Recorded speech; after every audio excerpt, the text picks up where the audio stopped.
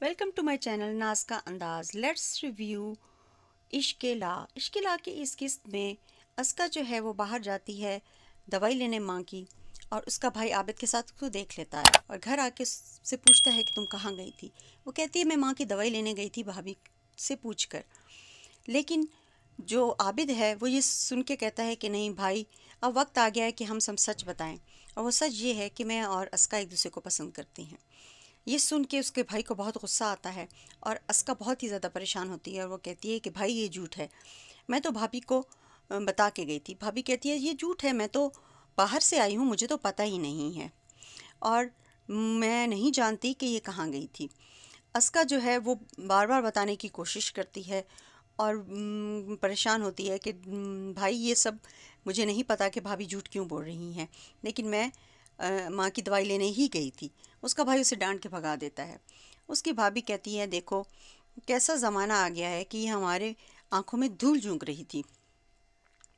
جو شنایا ہے وہ لے کر آئی ہے اذلان کو گھر میں، اور وہ آپس میں ڈسکشن کر رہے ہیں کیونکہ اس نے اس کو اپنی دنیا دکھائی تھی جو کہ اذلان کو بالکل بھی پسند نہیں آئی.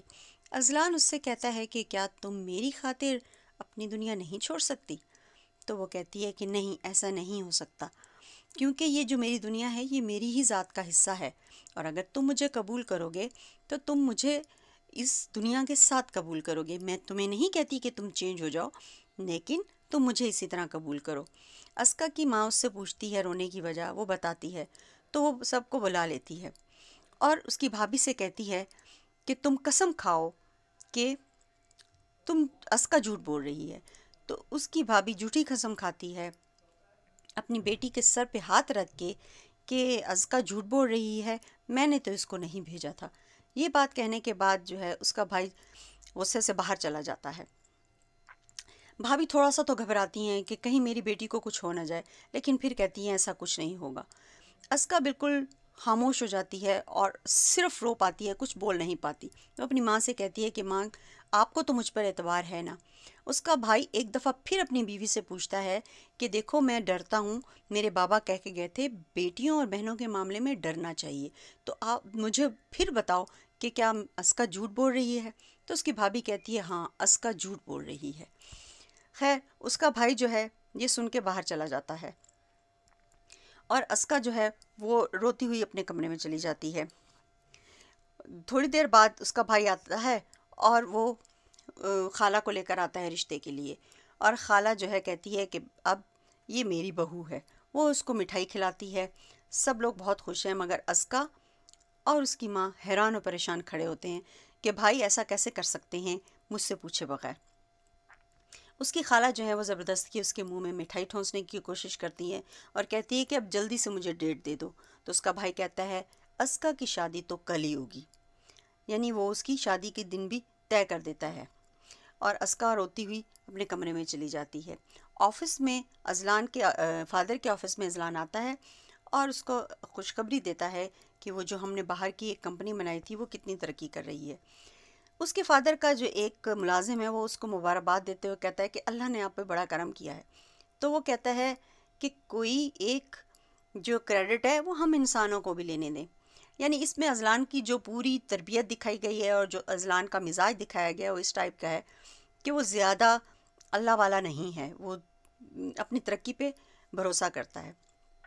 دوسری طرف جو اسکا ہے وہ بہت زیادہ اللہ والی ہے، اور شنایا بھی. اسکا کی اس پورے اس میں وہ روتی ہے اور وہ صرف اپنے اللہ سے یہ باتیں کر رہی ہوتی ہے کہ میری مرضی کے بغیر میں کوئی جانور تھوڑی ہوں کہ مجھے اس طرح بھائی جو ہے وہ میری مرضی کے بغیر شادی کر رہا ہے. اس کی ماں پھر اس کے بیٹے سے بات کرتی ہے اور وہ کہتی ہے کہ تمہیں اپنی بیوی پہ بھروسہ ہے لیکن مجھے جو ہے وہ اپنی بیٹی پہ بھروسہ ہے. لیکن وہ نہیں مانتا اور وہ کہتا ہے کہ کل اس کی شادی ہوگی. دوسری طرف اذلان آتا ہے اور وہ بھی ماں سے کہتا ہے کہ میں شادی کرنا چاہتا ہوں اور کل ہی کرنا چاہتا ہوں. جب میں نے شنایا کو اپنی بیوی مان لیا ہے تو اب میں اس میں دیری نہیں کرنا چاہتا. اس کی ماں کہتی ہے کہ کہاں تو تم پکڑائی نہیں دیتے تھے اور اب اتنی جلدی ہے تمہیں، تیاری کیسے ہوگی؟ تو وہ کہتا ہے کہ تیاری ہو جائے گی. وہ لے کر جاتا ہے شنایا کو اپنے ساتھ باہر اور وہاں پر اس کی شادی کی تیاری کے لیے اس کو جیولری خرید کر دیتا ہے. وہاں اس کو انگوٹھی خرید کے دیتا ہے، اور وہاں پر وہ دکھاتے ہیں کہ وہ ساری شادی کی تیاری کر رہے ہیں، اور کہتے ہیں کہ جو سب سے خوبصورت سیٹ ہے اور جو سب سے مہنگا سیٹ ہے وہ دکھایا جائے، اور وہ وہاں اس کو کہتا ہے کہ میں اور تم کل ہی شادی کر رہے ہیں۔ یہ سن کے وہ حیران ہو جاتی ہے لیکن بہت خوش ہوتی ہے، اور جیولری کی تیاری شروع کر دیتی ہے۔ اور اس میں جو شنایا کا کردار ہے وہ بہت زیادہ پازیٹیو ہے، وہ اللہ اور اس پہ بہت زیادہ یقین کرتی ہے۔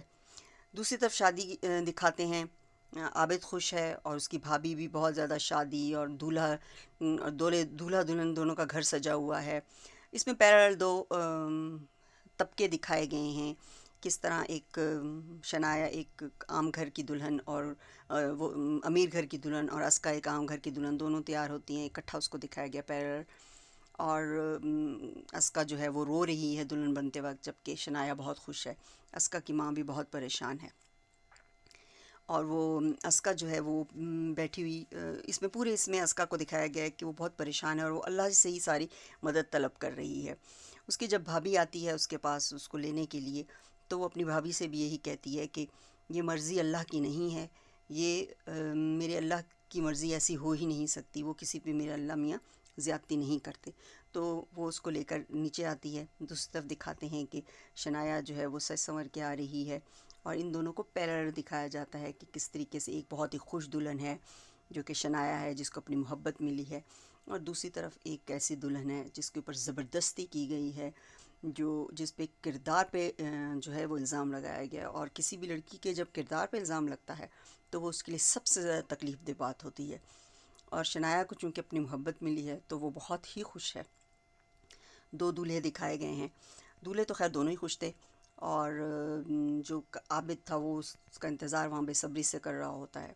اور وہ جب آتی ہے تو پہلے نکاح دکھایا گیا ہے کہ 10 لاکھ مہر کے عوض جو ہے شنایا کا نکاح پڑھایا جاتا ہے، مگر جب اسکا سے نکاح کے بارے میں پوچھا جاتا ہے تو بار بار پوچھنے پر بھی اسکا جو ہے 2 بار پوچھا جاتا ہے تو وہ دونوں دفعہ جواب نہیں دیتی، جبکہ شنایا کا ساتھ میں نکاح دکھایا جاتا ہے تو وہ قبول ہے کہتی ہے اور سائن کرتی ہے، جس پہ اس کے کان میں جو ہے وہ اذلان اس کو مبارکباد دیتا ہے جب نکاح ان کا دونوں کا ہو جاتا ہے۔ تو دوسری طرف اسکا کو سے جب تیسری بار پوچھا جاتا ہے تو ایک دھڑم سے گرنے کی آواز آتی ہے جو کہ اس کی بھتیجی کی آواز ہے، اور وہ سب وہاں دوڑتے ہیں، اور پھر اب دیکھتے ہیں کہ نیکسٹ کس میں کیا ہوتا ہے۔